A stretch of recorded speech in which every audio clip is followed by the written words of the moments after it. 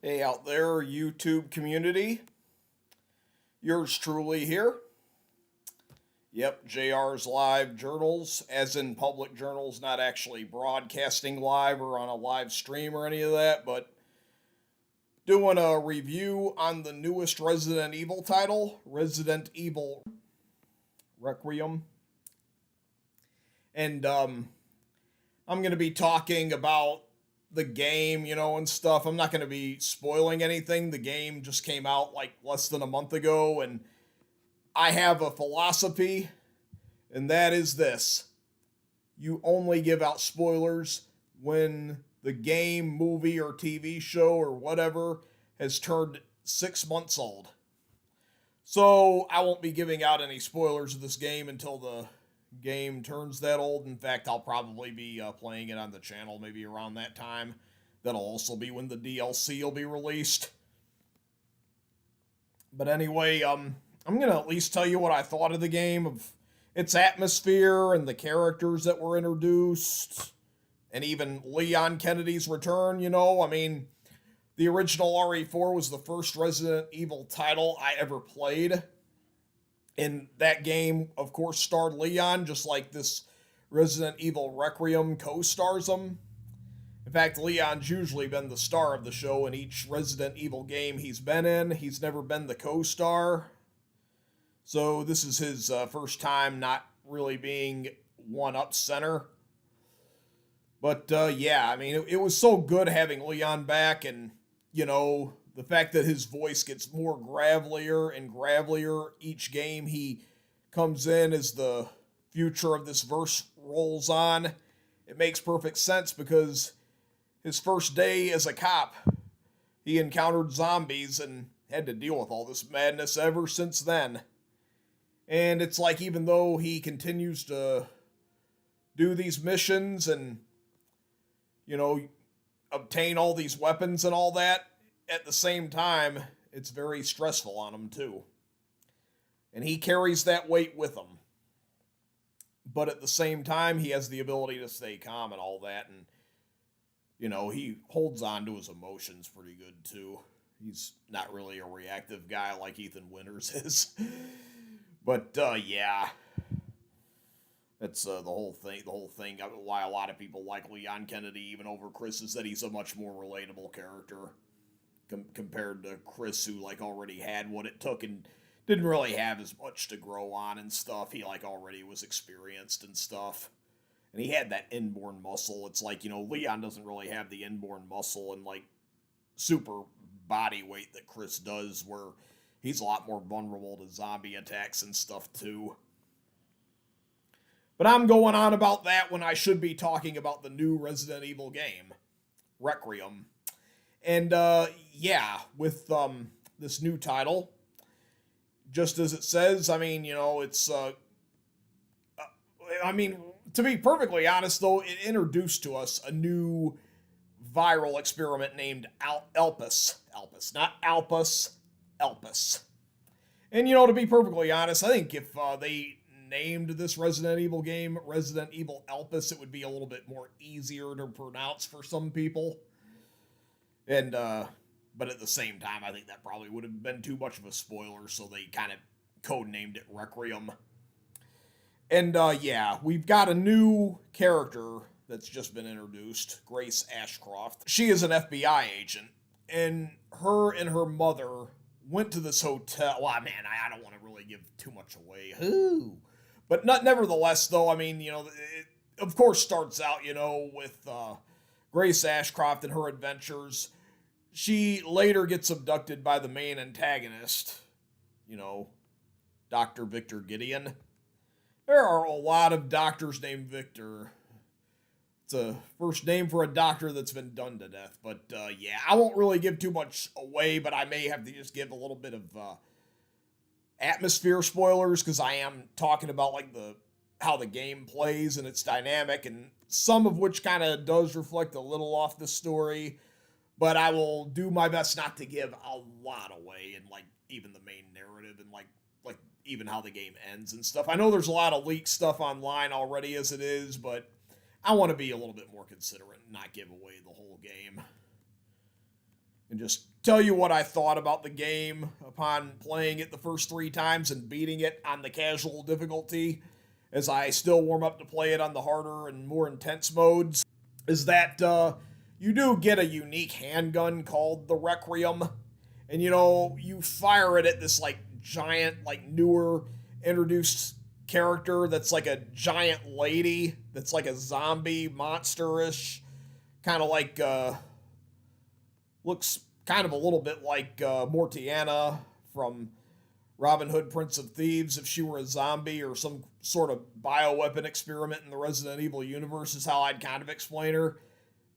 But the thing about her is that she, unlike Nemesis, well, not really, Nemesis in Resident Evil 3 original, not really the remake, but much like Nemesis in the RE3 remake, in contrast to Mr. X, Jack Baker, and even Lady Dimitrescu from Resident Evil Village, she's a linear pursuer, I mean, it's like she's already been scripted, they didn't really have like any of that like randomness, unpredictability in this game. It was like completely linear, kind of like RE3 remake. In fact, I kind of compare this newer Resident Evil game to the RE3 remake, even a little bit more compared to the Resident Evil 2 remake and stuff, as well as even the RE4 remake and other titles that have come before this one. I'd say the one that it resembles the most, ironically, is the RE3 remake. And you know how Resident Evil 3 remake gets a very bad rep. I mean, I've played it multiple times. In fact, I've played it more than I have the original, and I think it's actually a pretty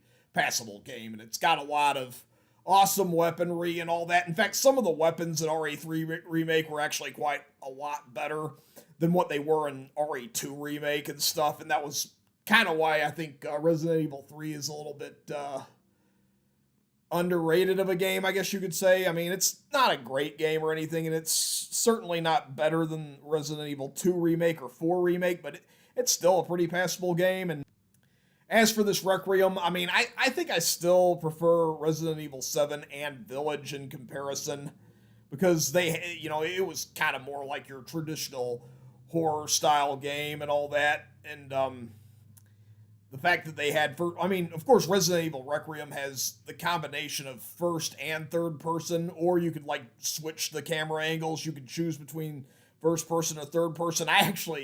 The first time I played this and beat it, I played first person as Leon and I did third person as Grace.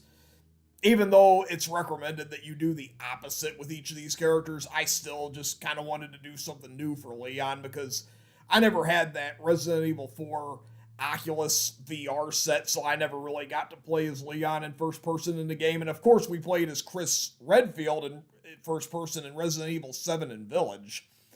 So at least it was a good thing that we now have the ability to play first person Leon too officially, thanks to this new Resident Evil title, Requiem. And unlike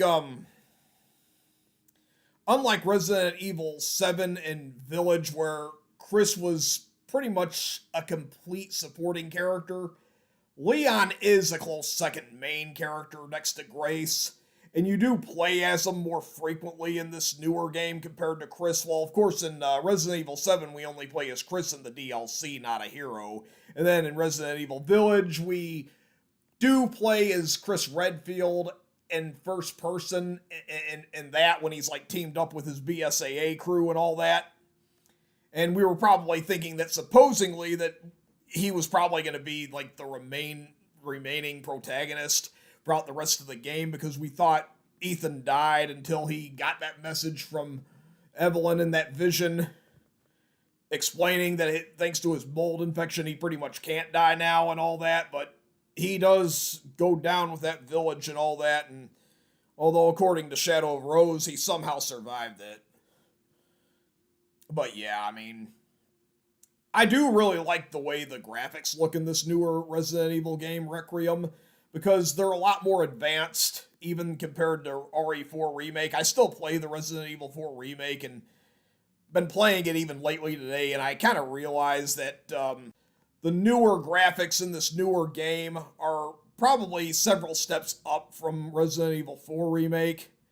And that's kind of hard to believe, because it's only been 3 years since we got that last Resident Evil game, and we've got like a pretty big improvement on graphics, but There's a little bit of a catch to that, though, is that there was this one part, I won't really give much away, but there's this one part where you go back to Raccoon City, and it's in ruins, sheer ruins. I won't really give much away, but there's this part where you have to, like, find 3 components to this detonator that Leon has to find, and they're in separate places of the big deserted area. And the first couple times I played, even though I beat it the first time, and like my Xbox just kept, shutting down on me and getting hot and stuff, because, man, I was addicted to this game when it first came out. I just couldn't stop playing it and all that. But at the same time, finding those 3 pieces of the detonator, I mean, call me a little bit lame and all that. Luckily enough, there were, like, guides and stuff online, but sometimes those maps confuse me a little bit. And I spent, like, maybe an hour around, maybe a little more, trying to find, like, these pieces, and then, oh, man, the processor on my Xbox Series X just got hot and it shut off. I mean, my Xbox Series X still works and all, as far as I know, but one cool thing about this new Resident Evil title, it even works on the Xbox Series S. And, the Xbox Series S is a more affordable console, so if anybody, like, wanted to go out and get an Xbox Series S and just get this new one and download it digitally, they can just go right ahead and do that. The only thing is that I think the Series S's are a little more expensive now, too, but they're more affordable than the Xbox Series X and a PlayStation 5, and that's one thing that the Series S always kind of offered, is that it's an affordable current-gen console, and you could even play that new Resident Evil game that's out now. But yeah, the fact that you had to find those 3 components, though, and man, it taken forever to find and being a little confused by the map, that's the thing about the game that kind of hit me real hard. And I just got frustrated and stuff. I'm like, man, it's like I'm not even being attacked by zombies here. I'm looking for a missing component that I can't really seem to find. And it's like, man, this is beyond getting constantly attacked by zombies, ganados, or whatever. It's like you think that, getting killed over and over again when you play on the harder modes is already enough, man. It's like finding these components really makes you want to pull your hair out even more beyond anything, even when you're playing on the easiest, simplest difficulty. Other than that, though, that's pretty much my only real complaint. Although some of the newer creatures, though, are pretty intriguing, like the splinters. Like if you are playing as Grace Ashcroft and you don't like get this like new little like feature that's like a new little toy thing that you like you like inject it with them, and then their heads go ape shit and they implode. Well, the thing about this is that if you don't do this or don't have enough of those, they'll get up and then their heads will look like little like they go like that and stuff, like the top of their heads. They're known as the splinters. And yeah, the thing about the splinters is that they can be pretty aggressive and all that. In fact, they're maybe just as aggressive as any ganado in Resident Evil 4.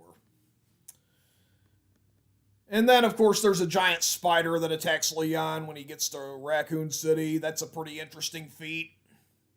I already mentioned that pursuer enemy, that big giant lady that's after Grace and this little girl named Emily, but I won't give much of her because I think she should just wait for people to play the game. I don't want to really give much of her away, but the thing about this is that there are these like little annoying little girls at one part where you're playing is another one of those little experiments that similar to Emily, and they look something like the mutants in Beneath Planet of the Apes, only they're little children and they giggle annoyingly. And it's like, man, is that giggle it doesn't really sound scary, but it's annoying though. But man, if you told them to be quiet or something, like if you were like looking after them as a babysitter or a figure of authority, man, they wouldn't listen and they would just torture you until you're dead. And you think some people that just have a mentally unstable brain or something are like that enough. Well, not these little girls, man. They're beyond anything like that. And of course, Wesker has a new clone named Zemo. Funny enough, I thought it was Wesker. Like maybe he somehow survived events of Resident Evil 5. I know he went down in that volcano, but maybe he somehow found a way to manage to live again. You know, he came back after the first game, so I thought maybe Wesker, like, decided to look at things from a pure black and white point of view, which would explain his coloring and all that, but no. All Zemo is a sheer clone of Wesker, and he's a lot more weaker and not nearly as potential and adequate as the original Wesker. And even Dr. Gideon later realizes that, but I won't really get much into spoilers. But anyway, the gameplay is very magnificent. It's just like your traditional Resident Evil, but it's got a few new features added. And along with those new features, you know, and stuff like even like some of the stuff that Grace can do and all that, it's even Leon has like an axe instead of a knife. That's another pretty cool thing. So the gameplay definitely wins it for me. The graphics are very outstanding. Some of the story, though, just doesn't completely sit well with me. And in fact, like some of the boss fights, I think were just kind of recycled fights from the previous games. Or so they kind of seem to be. But yeah, nevertheless, though, it's a pretty good game. It's a pretty good pickup. I would recommend any of you check it out. And to those that did play it and enjoy it, and you've decided to watch this review, I encourage you to play the game evermore until that DLC comes out, then go all out with it. Anyway, I'm signing out.